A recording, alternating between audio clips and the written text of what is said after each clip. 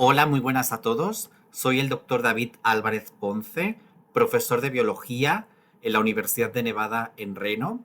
Y hoy estoy muy contento porque he recibido una carta de unos alumnos de quinto de primaria de la escuela Aragay de Vilanova y la Geltrú, que resulta que es mi ciudad natal. Vilanova es donde yo nací y donde he pasado parte de mi vida. El email dice, a la atención del Departamento de Investigación de Biología Celular.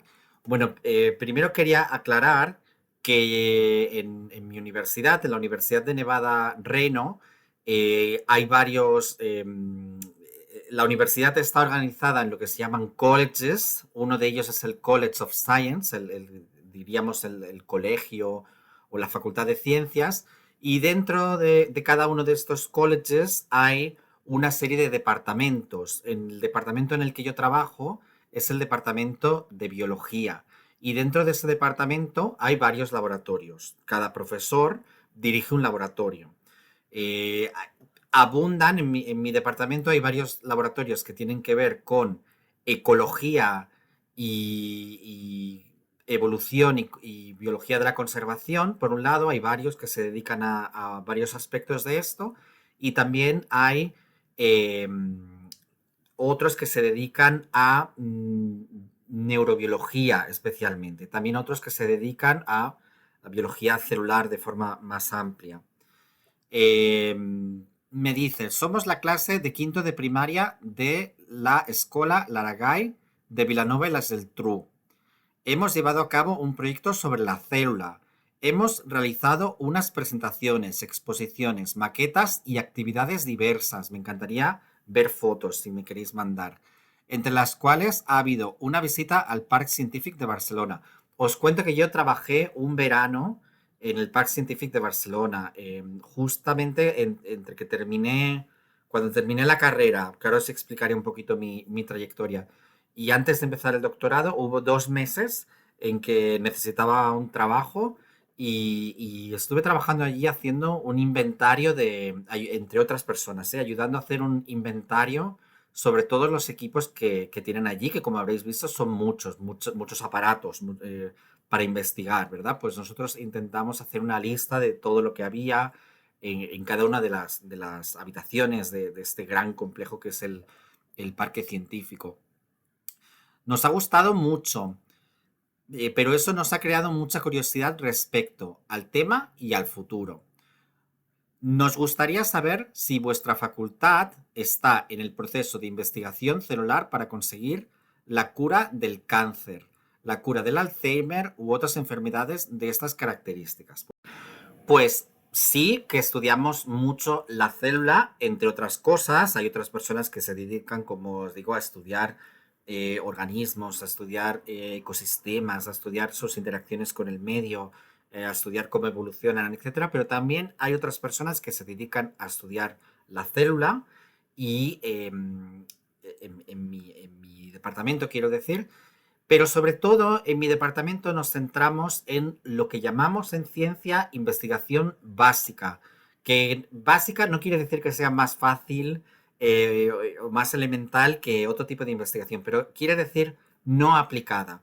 En nuestro departamento, sobre todo, intentamos entender cómo funcionan los seres vivos, los ecosistemas, las células, etcétera, con el objetivo de crear conocimiento que puede ser utilizado para muchas cosas. Ya de por sí pensamos que acumular conocimiento sobre los organismos y las células, etcétera, es importante e interesante en sí mismo. Pero además, estos conocimientos luego se pueden utilizar en lo que llamamos ciencia aplicada. Es decir, en ciencia tenemos dos tipos principalmente, la ciencia básica y la ciencia aplicada. Y la ciencia básica informa enormemente la ciencia aplicada. Si podemos curar enfermedades es porque sabemos cómo funcionan las células y por qué pueden enfermar en algunas situaciones. Me preguntáis específicamente sobre el Alzheimer y el cáncer y otras enfermedades. Em, en mi universidad, pero en otros departamentos se centran más en enfermedades. De hecho, tenemos una facultad de medicina dentro de mi universidad, donde sí que hay grupos que se centran de forma más específica en el cáncer, en el Alzheimer, pero no es especialmente el caso de mi departamento. No obstante, a veces sí que hemos hecho proyectos que están relacionados con enfermedades. Por ejemplo, os quiero hablar de mi laboratorio. Os voy a hablar en este vídeo un poco de mi laboratorio. Mi laboratorio es un poquito distinto a la mayoría de laboratorios de biología porque es un laboratorio de lo que llamamos bioinformática, que es una combinación entre biología e informática. ¿Y por qué necesitamos esta combinación? Porque en biología cada vez más se están creando conjuntos de datos más y más grandes. La biología ya hace años que está entrando en lo que ahora se está hablando mucho, que es el Big Data, ¿no? Por ejemplo, el proyecto Genoma Humano. El proyecto Genoma Humano, el genoma humano, como sabéis o estudiaréis muy pronto, los genomas están hechos de una secuencia de letras A, T, Gs y Cs, y cada genoma pues tiene una serie, una cantidad de estas letras.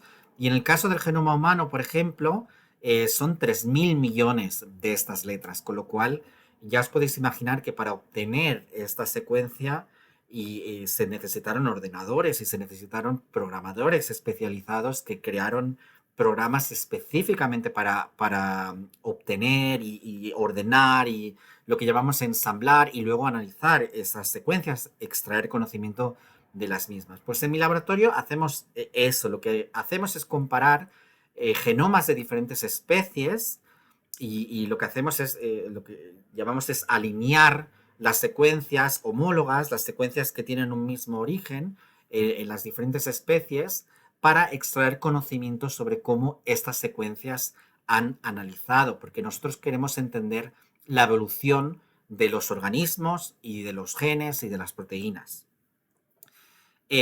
Para esto, como os digo, hacemos mucho uso de ordenadores, utilizamos programación, hacemos programación, por ejemplo, en lenguajes como Python, del que probablemente habéis oído hablar, para poder manejar estas grandes cantidades de datos que se están produciendo en biología. Entonces, dentro de lo que es mi investigación, que no se centra en el cáncer, sí que hace unos años hicimos en mi laboratorio una investigación que tenía que ver con el cáncer. Estudiamos un gen en concreto que se llama CMAH y este gen está presente en la mayoría de los vertebrados, pero se ha perdido en algunos vertebrados. Ahora os lo explico mejor. Este gen sintetiza o codifica, mejor dicho, un enzima que se llama CMAH y que es responsable de la síntesis de un azúcar que se llama Neu5Gc, que este azúcar, por lo que sabemos, parece que produce cáncer. Entonces, este azúcar, este gen, esta enzima y por lo tanto este azúcar está presente, por ejemplo, en la carne, en la mayoría de carnes que nosotros comemos, en la carne de cerdo, en la carne de vaca. ¿Por qué? Esos organismos tienen ese gen, esa enzima y por lo tanto producen este azúcar. Y cuando nosotros lo comemos, pues sabemos que la carne es un factor de riesgo para el cáncer. Entonces lo que hicimos fue analizar los genomas de miles de animales para determinar si tenían o no este gen y por lo tanto si producían o no este azúcar. Y producimos pues un catálogo de especies que tenían este gen y por lo tanto potencialmente su carne produce cáncer y otros que no. Además, este azúcar también es importante para el rechazo de trasplantes, etcétera. ¿Por qué produce este azúcar cáncer específicamente a los humanos? Porque, como os he dicho, este gen, que en origen todos los animales, un grupo de animales, todos los vertebrados y otros animales tenían, se ha ido perdiendo en algunos linajes. Uno de los linajes que ha perdido este gen son los pájaros. Y por eso la carne de pájaro, pues de pollo, por ejemplo, no produce cáncer, en principio. Otro linaje que perdió este gen fuimos los seres humanos. Los seres humanos hace aproximadamente 2,5 millones de años perdimos este gen. Por lo tanto, nuestros tejidos, nuestra carne, nuestros músculos no tienen este azúcar. Entonces, cuando nosotros ingerimos este azúcar a través de la carne de cerdo o de vaca, es una sustancia externa, una sustancia extraña para nuestro cuerpo y nuestro sistema inmune reacciona y esto puede producir cáncer. Es decir, nosotros a través del estudio de los genomas de diferentes especies y de diferentes, para estudiar sus genes, pudimos aportar conocimiento que potencialmente se puede aplicar en el cáncer. Sigo leyendo la carta. Además, nos genera dudas si en el futuro las células podrán mutar y dar lugar a variaciones de las especies tal y como las conocemos hoy. Sí, la respuesta es que sí, sin duda, las especies han evolucionado y las especies van a seguir evolucionando. La vida se originó hace aproximadamente 3.500 millones de años y desde entonces ha evolucionado sin parar. Entre otros motivos, porque cada vez que el ADN se copia de padres a hijos, eh, hay cierta tasa de mutación, cierta cantidad de estas letras, de estos nucleótidos de los que os hablo, al copiarse hay un error. A veces en el padre hay una A, por ejemplo, en una determinada posición, y a lo mejor en el hijo, en lugar de una A, pues se copia una T. Esto pasa a baja frecuencia, pero si tenemos en cuenta lo enorme que es el genoma, que os he dicho, 3.000 millones de letras en el caso del genoma humano, y que va a seguir evolucionando durante millones y millones de años, pues sin duda se van a ir acumulando cada vez más y más mutaciones. Entonces va a pasar que las especies actuales, algunas se van a extinguir, otras van a sufrir lo que se llama especiación, que es que a partir de una especie se van a crear dos o más, ¿no? Y esto va a seguir pasando durante los próximos millones y millones de años. Y sí, si un extraterrestre, por ejemplo, que llegase al planeta ahora y se fuese y luego volviese dentro de 50 millones de años, pues encontraría otras especies parecidas, pero no iguales a las que existen en la actualidad. Y si volviese dentro de 1.000 millones de años, pues serían todavía más diferentes y así. Debido, como os digo, a la acumulación de estas mutaciones. A menudo pensamos que las mutaciones son algo negativo. Muchas veces vemos películas como en las que se generan monstruos a partir de mutaciones, etcétera. Sin embargo, las mutaciones es algo con lo que convivimos los seres humanos. En todas las poblaciones humanas existen mutaciones. Algunas generan enfermedades, otras no, otras simplemente están en nuestro genoma y no causan ningún efecto. Otras incluso pueden ser beneficiosas, ¿no? Y entonces la acumulación de estas mutaciones a lo largo de miles y miles de generaciones es lo que produce la evolución, además de otros mecanismos como la selección natural, etc. Los estudiantes también me preguntan, ya puestos, nos gustaría saber qué se necesita para ser investigador. Bueno, yo os voy a explicar un poquito cuál ha sido mi trayectoria, que es algo, creo que es una trayectoria bastante común de la trayectoria que siguen las personas que quieren ser investigadores. No siempre, no todo el mundo sigue los mismos pasos exactamente, pero es bastante común. Las cosas han cambiado un poquito desde cuando yo estudié hasta ahora y entonces luego os comentaré un poquito cuáles son estos cambios. Pero bueno, esencialmente lo que os voy a contar, que ha sido mi experiencia, os puede servir mucho a vosotros.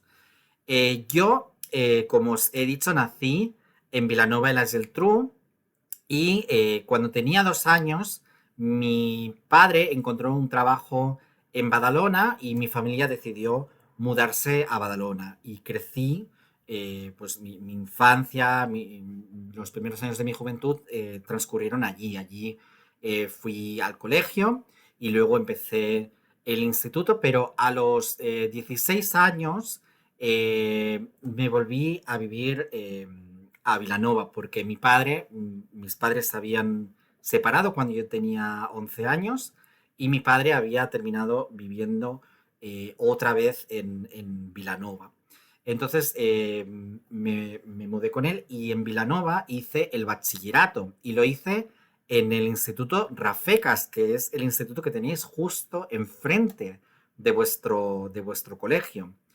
Allí hice los 2 años de bachillerato y la selectividad. Ya sé que ahora la selectividad tiene otro nombre.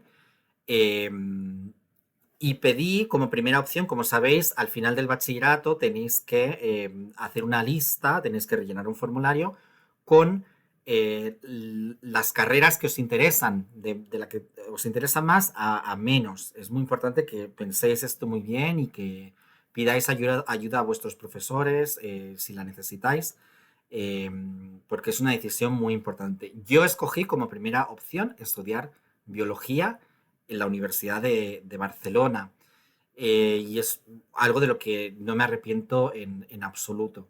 En aquel tiempo las carreras se llamaban licenciaturas y tenían una carga lectiva equivalente a 5 años, aunque técnicamente se podían terminar en 4, pero la mayoría de gente eh, necesita 5, ¿no?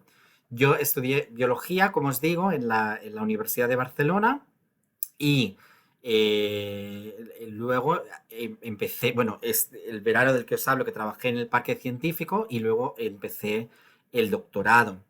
Eh, Hice el doctorado, o sea, para que os hagáis una idea de los años, empecé la carrera en el año 2000, la terminé en el 2005 y empecé el doctorado ese mismo año y lo terminé en el 2010.